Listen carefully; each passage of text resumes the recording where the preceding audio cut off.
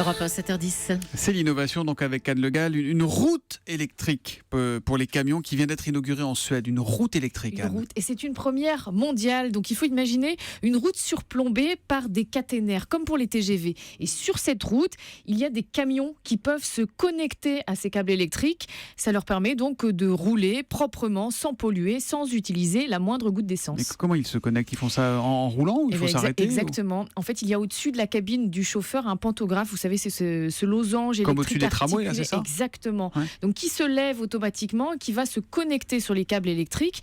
D'ailleurs, quand les camions veulent dépasser, ils peuvent se déconnecter et se rebrancher un petit peu plus loin pour récupérer l'électricité. Alors Dieu sait que j'aime l'électrique et que je déteste la pollution, mais ça sert à quoi de gâcher le paysage avec la pollution visuelle pour le coup, ces fils électriques, alors qu'on peut rouler propre avec des batteries? C'est vrai, mais le but, c'est justement d'éviter tous les problèmes liés à la batterie, l'encombrement, la recharge, tout ça, c'est contraignant.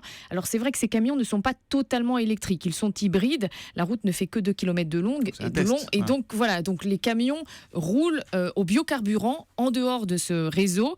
Mais le système pourrait se développer parce que la Suède voudrait avoir les camions les moins polluants du monde dans les années qui viennent. Et l'objectif, c'est qu'en 2030, les camions suédois n'utilisent plus du tout d'énergie fossile. Après, il faut voir à partir de quoi l'électricité est produite, parce que si A à été partir du produite. charbon, évidemment, c'est plus compliqué. C'est toujours la question. L'innovation avec Anne Le Gall tous les matins après le journal de 7h sur Europe 1. À demain, Anne. À demain.